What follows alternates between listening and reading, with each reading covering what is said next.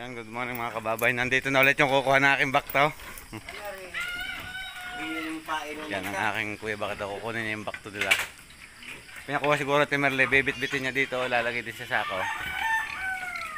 Yuho. Pagka nag-iisa lang kuya, bakit ito pwede yung ano? Yung halimbawa ay pang ganito na hindi ginagamit.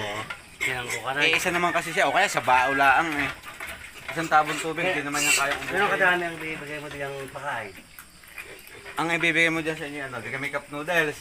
Kalahati lang. Oh. Kalahati nun? Oo. Pag kulang naman, di kikita mo, di pagkalagay mo. Oo. Makikita mo kung kulang pa yung kalahati. Pero malamang, sapat na yun sa kanya, biig pa eh. Kalahati. Kalahating cup noodles lang, ayos na yan. So, bibigay nga natin ngayon. Ito yung pangatlo. So, napanood nyo na dun sa unang video yung dalawa na kumuha. So, pangatlo na ito. Tapos mamaya may pupunta ulit dito yung pang-apat. Siguro maya-maya. Asino? Yung din sa may gitna ng pira. So, kukunin muna namin.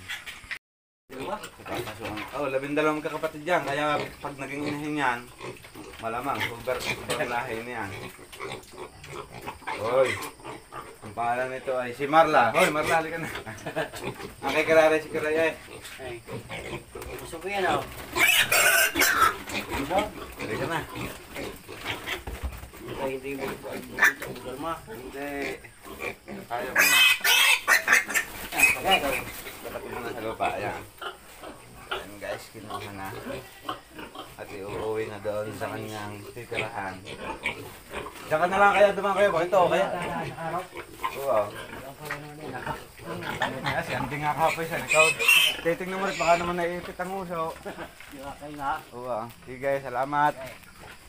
Mamaya ko na lang papasyalan din doon. So ayun guys, yung pangatlo. Si Marla. Umalis na. So ayun, umalis na ang may-ari kay Marla. So tatlo na ako dito sa ating pabakto. So yung unang dalawa ay si Tina at si Kiray. So sumunod ay si Marla. Oh. Itong remaining naman na natitira ay, alam niyo na, pambebenta naman natin. So parang mamaya may kukuha ng pang-apat eh. Pero hindi siya dito kukunin, doon sa bakto ni Charis.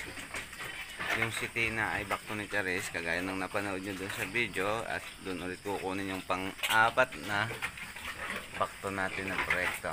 So mamaya, baka dumating na yung may-ari noon. Ayan guys, kahit konti-konti at short video lang ang aking mga kababuyan ay okay naman. So sana makatulong sa nagmabalak na at maging inahin at ng pare-pareho namang makinabang din. And guys, maraming salamat. Thanks for watching.